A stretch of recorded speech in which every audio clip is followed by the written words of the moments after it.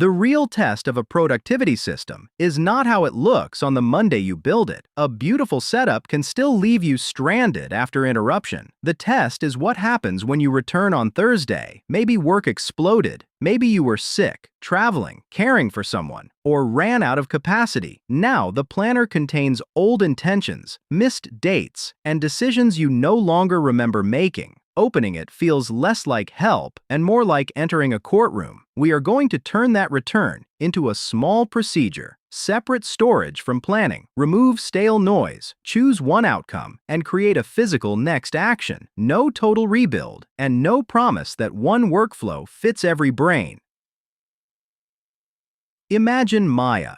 On Sunday, she planned meals, work blocks, exercise, messages, and personal projects. By Tuesday, an urgent request rearranged the week. She stopped checking because every visit showed more unfinished promises. On Friday, the system is technically accurate but no longer useful. Each old promise still asks for today's limited capacity. To recover, Maya would have to remember why each item exists, decide whether every date still matters, estimate what remains, and face the feeling that she disappointed her earlier self. That is not one task. It is a stack of cognitive and emotional demands hidden behind the instruction, check your planner. Avoidance here is information about the cost of entry, not a moral verdict. A common design problem is asking one screen to do 3 different jobs. Storage means keeping commitments safely so you do not have to remember them. Planning means deciding what matters in a particular horizon, such as today or this week.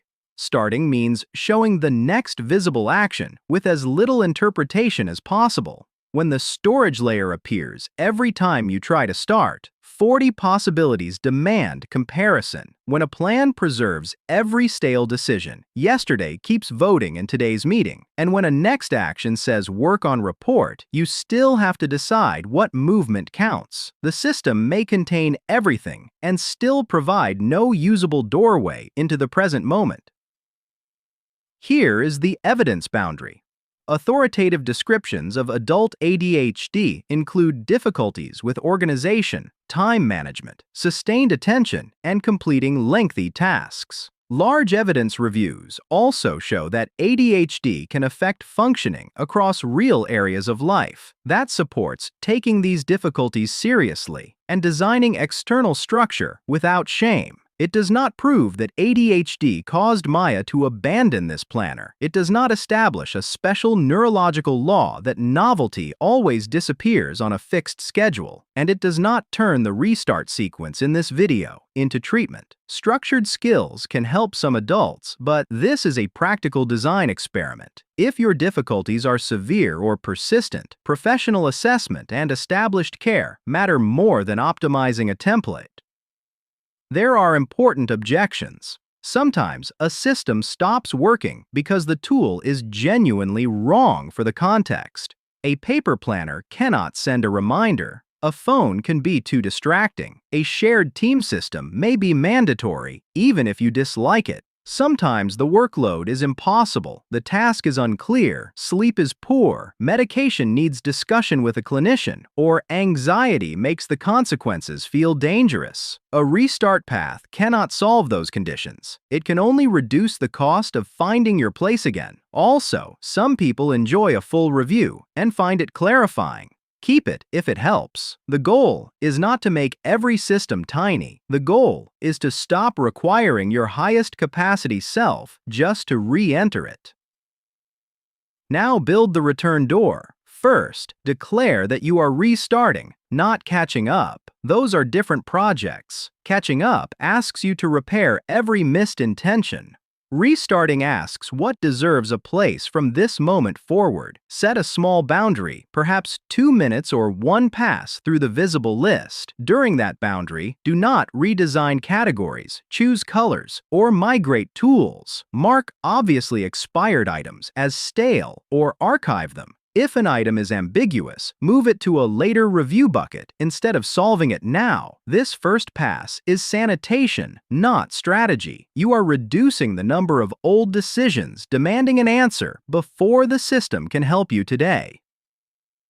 Second, choose one outcome that still matters today, not the most morally impressive item, not the project that would redeem the entire week. Choose an outcome that is useful, possible in the time and energy available, and specific enough to recognize when it is done. For Maya, finish the report is still too broad. A workable outcome might be send the reviewer a rough introduction before 4. Everything else can remain safely stored. This is where separating storage from planning matters. Choosing one does not delete the rest. It only prevents the complete backlog from becoming the entrance fee for action.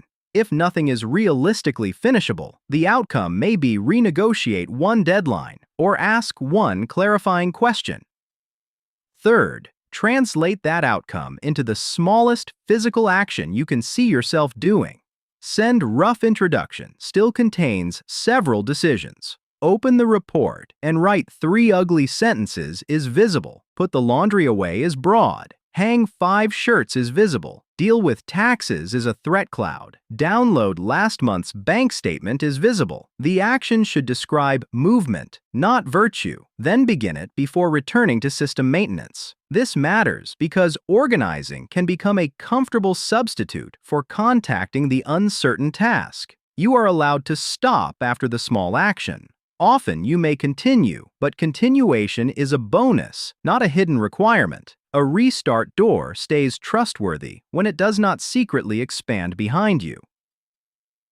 Here is one product example of that design idea. In Mind Vortex, the vortex can hold captured items outside the current focus set, while the focus stack limits the number of items visible for current attention. Unfinished work can be reviewed, reduced, returned, or carried forward. Those verified behaviors support a smaller return without implying that the app repairs every stale plan automatically. The screen shown here is an exact approved product capture, not generated interface art. The important part is the rule underneath it. Preserve the larger storage layer, make today's choice explicit, and keep the next action close. You can reproduce that same rule with paper, a notes file, or another task manager.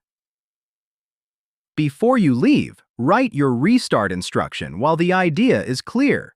Keep it short enough to follow on a low-capacity day.